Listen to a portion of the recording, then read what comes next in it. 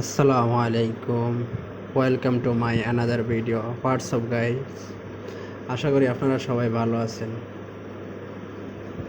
আজকে চলে গেলাম আগারগাঁও।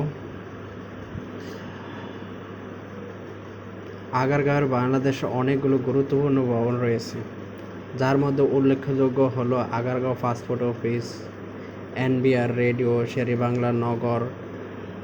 এক পাশে এখানে শহীদ সোহরাওয়ার্দী মেডিকেল কলেজ, জাতীয় চক্ষু বিজ্ঞান ইনস্টিটিউট ও হাসপাতাল, ন্যাশনাল ইনস্টিটিউট অফ নিউরোসায়েন্স ও হাসপাতাল, ঢাকা শিশু হাসপাতাল, 250 শয্যা বিশিষ্ট টিবি হাসপাতাল, জাতীয় অর্থোপেডিক হাসপাতাল ও পুনর্বাসন প্রতিষ্ঠান, জাতীয় বিজ্ঞান ও প্রযুক্তি জাদুঘর, মুক্তিযুদ্ধ জাদুঘর, বিমান বাহিনী জাদুঘর।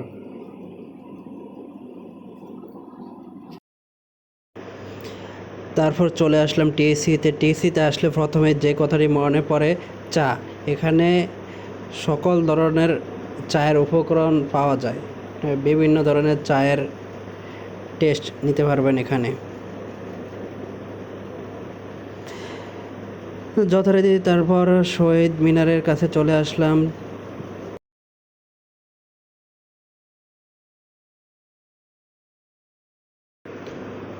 উনিশশো 57 সালে কেন্দ্রীয় শহীদ মিনার নির্মাণ কাজ শুরু হয় এবং নকশা করেছিলেন ভাস্কর হামিদুর রহমান। 1963 খ্রিস্টাব্দে 21শে ফেব্রুয়ারি ভাষা আন্দোলনের অন্যতম শহীদ ব্যক্তিত্ব আবুল বরকতের মাতা হাসিনা বেগম কর্তৃক শহীদ মিনার উদ্বোধন করা হয়। ঢাকার প্রতিটি দেওয়ালে, মেট্রো রেলের প্রত্যেকটি পিলারে যে প্রতিবাদী স্লোগান দেওয়া আছে, এগুলো যদি বাস্তবে প্রতিফলিত হয় তাহলে এদেশ হবে সোনার বাংলা। এদেশ হাজার হাজার কোটি টাকা আর লুটপাট হবে না। কারণ বাজার আসলে যথারীতি একটা নিয়ম, আপনার জ্যামে পড়তেই হবে। মেট্রো রেলের নিচ দিয়ে গেলে টানেলের ফিল নেওয়া যায়, আর বৃষ্টি হলে তো একদম অন্ধকার হয়ে যায়। দিনের বেলায় বাইকের হেডলাইট জ্বালিয়ে যেতে হয়। তারপর চলে গেলাম কারণ বাজারে। কারণ বাজার ঢাকার একটি অন্যতম বৃহত্তম ঐতিহ্যবাহী পাইকারি বাজার। এর নামকরণ নিয়ে কিছু বিতর্ক থাকলে এটি মূলত একটি নদী, কারণ নদী এবং একটি সরাই থেকে এসেছে বলে মনে করা হয়। ঐতিহাসিক এই এলাকাটি 17শো শতক থেকে বাজারের জন্য পরিচিত। 19 শতকের মধ্যে এটি গুরুত্বপূর্ণ বাণিজ্যিক কেন্দ্রে পরিণত হয়।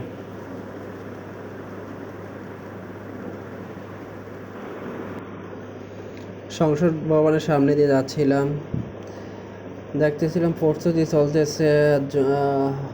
34শে জুলাই, 5ই আগস্ট যে নতুন বাংলাদেশ সূচনা হয়, তার আয়োজন চলতেছে।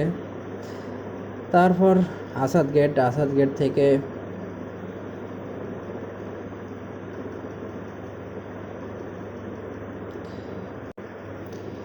একটা ভালো কাজ করতেছে। এর পাশেই আপনার প্রতিবন্ধীদের জন্য একটা খেলার মাঠ তৈরি করতেছে। এই মাঠটি অনেক দিন ধরে করবে বলতেছিল, পরে গত বছর এই মাঠের কাজ উদ্বোধন হয়। একটি গুরুত্বপূর্ণ জায়গায় এই খেলার মাঠটি তৈরি হয়। এখন দেখার বিষয় হচ্ছে যে প্রত্যেকের প্রতিবন্ধীরা এই খেলার মাঠে খেলার সুযোগ পায় কি না।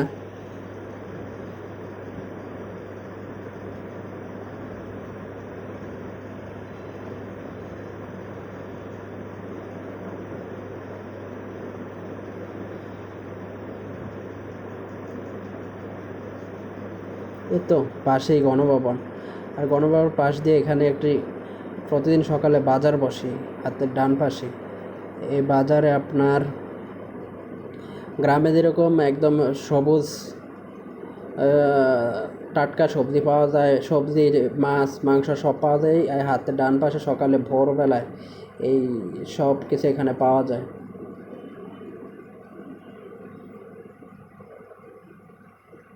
আর খুবই সস্তা দামে, অন্যান্য জায়গা থেকে এখানে খুবই, মানে কোনো কিছুর দাম বেশি নেওয়া হয় না।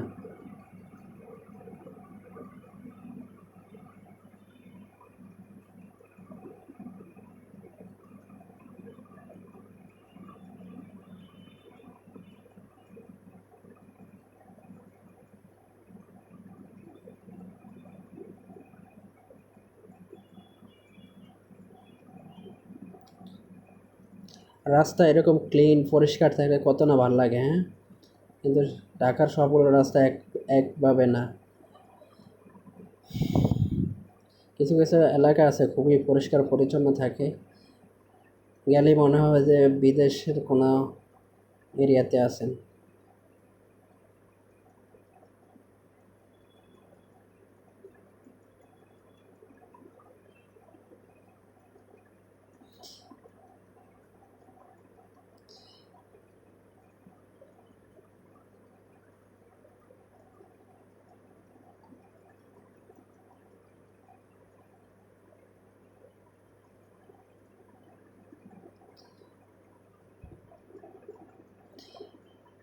এই এলাকাটা হচ্ছে আপনার ওই সিয়া মসজিদ, ওই সিয়া মসজিদের মেন রোডটার ওদিক দিয়ে জ্যাম থাকার কারণে এদিক দিয়ে ভিতরে দিয়ে আসা যাওয়া করলে জ্যাম অতটা পাওয়া যায় না।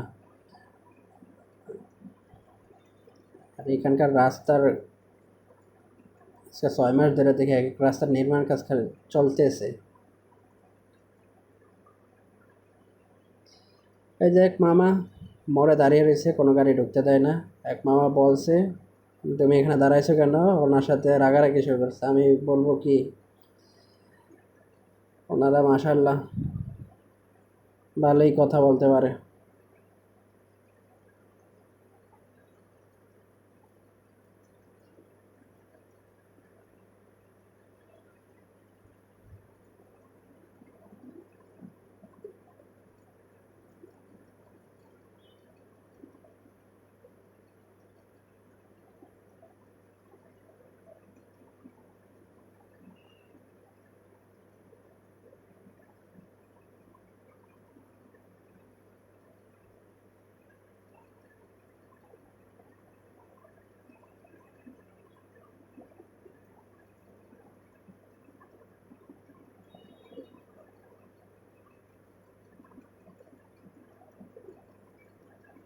ওই পাশটা দিয়ে হচ্ছে জাপান সিটি গার্ডেন,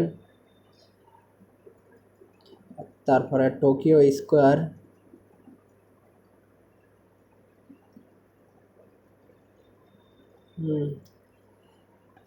বর্ষার সিজন আসলেই রাস্তার মাঝখানের গাছগুলোর পরিচর্যা করা হয়, গ্রীষ্মকালে একদম অবস্থা খারাপ হয়ে যায়।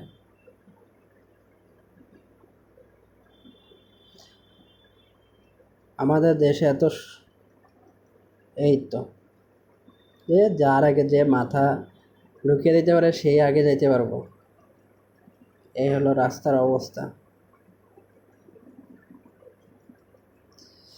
আমাদের দেশে আল্লাহ দানীয় বৃষ্টি, আমরা না চাইতে পানি পাই, কিন্তু মধ্যপ্রাচ্যে তো চাইলেও পানি ওরকম অ্যাভেলেবেল পাওয়া যায় না। তো আমরা সেরকম বৃক্ষরোপণ করতে পারি না, আমাদের অনেক জায়গা ফাঁকা পড়ে থাকে।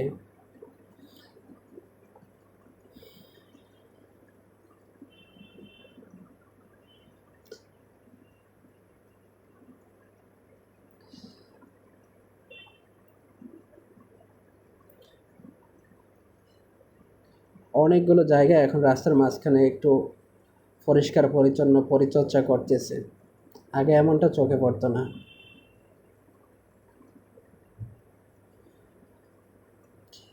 ইনশাল্লাহ আবার দেখা হবে নেক্সট কোনো ভিডিওতে। আপনারা ভালো থাকবেন।